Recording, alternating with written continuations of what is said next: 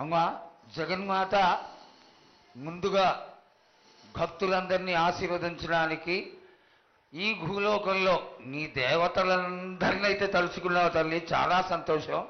అదేవిధంగా మా భూలోకంలో ఈ కులాంతంలో ఉన్నటువంటి పెద్దలందరూ వచ్చి నువ్వు వచ్చావు అనేటువంటి కోటి కోటి నమస్కారాలతోటి నీకు ప్రార్థన చేస్తూ ఈ యొక్క భవిష్యత్తు వాణిని తెలుసుకోవడానికి అందరూ నీ ప్రాంగణంలో నిలబడి ఉన్నారు తల్లి.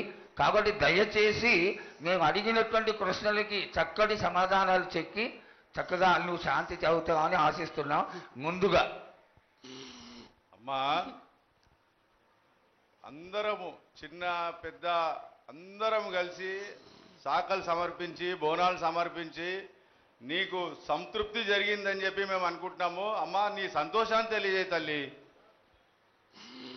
నా ప్రజలందరూ నా బాలబాలికలందరూ నాకు సంతోషానందంగా ఘనంగా బోనాలతోటి డప్పు సప్పుళ్లతో సాకలతోటి నన్ను ఘనంగా నన్ను వేడుకున్నారు. వాళ్ళకు సంతోషంగా ఆనందంగా అందుకున్నా నేను. కానీ ప్రతి ఏడు మీరు ఏదో ఒక ఆటంకం చేస్తూనే ఉంటారు కదా ప్రభాలక. ఏటేడు నేను చెప్పుతూనే ఉంటా, కానీ మీరు మాత్రం నన్ను లెక్క చేయకుంటున్నారా? అమ్మా, మాతోనే ఏదైనా పొరపాటు జరిగితే మమ్మల్ని మన్నించు తల్లి. మేము నీ కోరిక ఏముందో మీరు చెప్తే మేము అది శిరోత్సాహిస్తాం తల్లి. ఏడేడు నా కోరిక చెప్పుతూనే ఉన్నాను నేను, కానీ మీరు మాత్రం నెరవేర్చడం లేదు. అమ్మా, నిన్ను తల్లిగా భావన చేసి ప్రతి ఏటా ఇన్ని లక్షల మంది ఇన్ని వేలు లక్షల కొబ్బరికాయలు కొట్టి నీకు కావలసినవన్నీ ప్రత్యక్షంగా పరోక్షంగా అన్నీ నీకు సమర్పించి ఎంతో ఘనంగా ఈ యొక్క జాతరని నువ్వు మా తల్లివని అన్ని కులాల వాళ్ళు, జాతుల వాళ్ళు, మతాల వాళ్ళు ఎంతో తృప్తిగా చేస్తూ ఉంటే ప్రతి సంవత్సరం నువ్వు ఏదో ఒక కొరత కొట్టి బిడ్డల్ని ఎందుకు తల్లి బాధిస్తావు? ఆ విధంగా బాధించకుండా నువ్వు మాలో చేరి మేము నీకు ఎల్లవేళలా నీ యొక్క భక్తి శ్రద్ధలతో ఈనాడు భక్తి లోకించి పసిబిడ్డలు, చిన్న పిల్లలు, కాలేజీలో చదువుకుంటున్నటువంటి విద్యార్థులు వీళ్ళందరూ నాశనం అవుతున్నారు. వీళ్ళందరినీ నువ్వు చల్లటి చూపుతో చూసి వాళ్ళందరినీ ఆశీర్వదిస్తావని, ఆశీర్వదించడానికి ఏం పూజలు చేయాలో చెక్కు తల్లి, వాటిని తప్పకుండా చేసుకుంటావు. నా బిడ్డలనందరినీ నేను కడుపులో పెట్టి నేను కాపాడుకుంటున్నాను బాలక్క. కానీ తల్లిదండ్రులే కాదు బాలలందరినీ విచ్చలవిడిగా మీరు వదిలేస్తున్నారు. అయినా కానీ నేను మాత్రం కడుపులో పెట్టుకొని కాపాడుకుంటూ వస్తున్నాను. కానీ ఏటేటుగా నాకు బండి గిరంత కాకున్నా కానీ గోరుమంతమంత కానీ నాకు మాత్రం ఇయ్యరా బాలక్క. తప్పకుండా ఇంతవరకు నేను చుక్కలన్నీ నేను రాసుల కొద్ది నేను రప్పించుకుంటున్నానే గాని గోరు మందమంతా కూడా నాకు చెందదా బాలక్క. అమ్మా, ఎంత చుక్కలొచ్చినా గాని మీరు అరగించినా గాని నా కడుపులో పెట్టుకొని నేను కాపాడుతున్నా. నా పూజలన్నీ నాకు సక్రమంగా జరిపించాను. బండగిరంతా నేను కోరుకుంటున్నాను గాని అయినా మీరు నా బాలులే అని నేను గోరు మందమంతే కదరా బాలక. నాకు రక్తం చూపించమనిగా నాలుగు కాల పెద్ద జీవం కాకున్నా గాని చిన్నది మాత్రమైనా చూపించలేరా బాలక. ఏడు నేను ప్రతి ఏడుకి ఏటికేటికి నేను నా కొల్లారికి నేను చుక్కలు రప్పించుకుంటూనే ఉన్నా. నేను ఇంతవరకు కూడా నాకు చూపించడలే, మీరు ఆరగించడానికే కదరా బాలక. అమ్మా, నీ ప్రసాదంగా ఆరగిస్తారే తప్ప అది దాని మీద ఉన్నటువంటి వ్యామోహంతో కాదు తల్లి. కానీ మొట్టమొదటే ఒక మాట చెప్పా తల్లి, ప్రత్యక్షంగా కానీ పరోక్షంగా కానీ నీకు జరిగే ప్రతి పూజ నేను దగ్గరుండి చేయిస్తున్నాను తల్లి.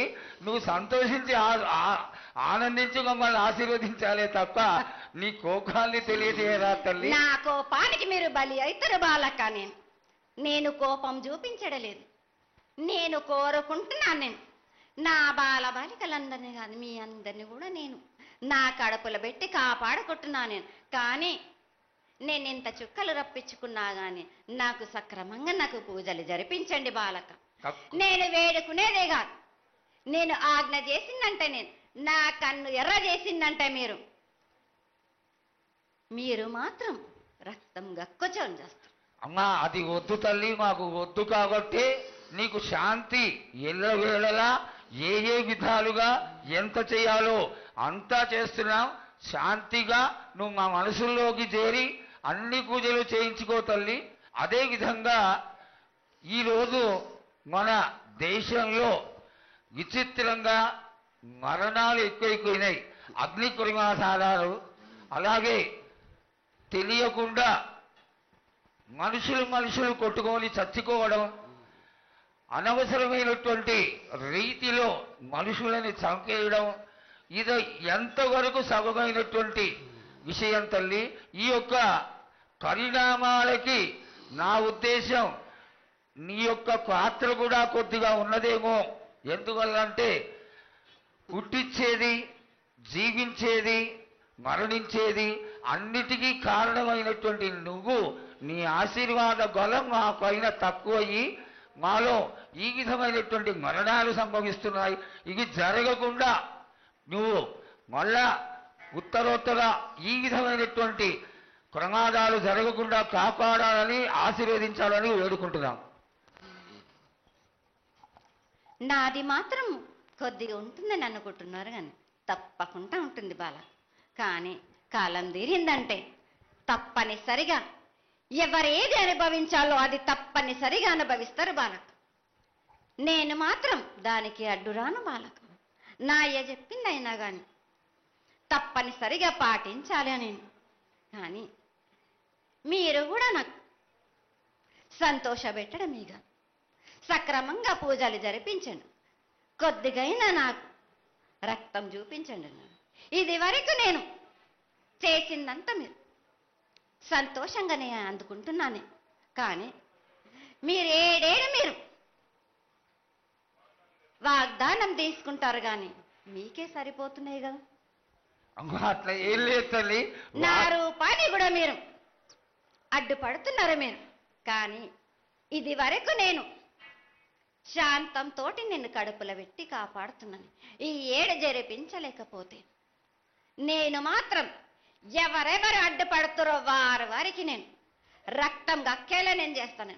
కానీ మళ్ళీ నన్ను నిందించద్దు. నాకు లేదు లేదు తల్లి, ఏనాటికి జరగని కొలది నీ ఆశీర్వాద గొలవే లేకపోతే మేమెంతటి వాడం.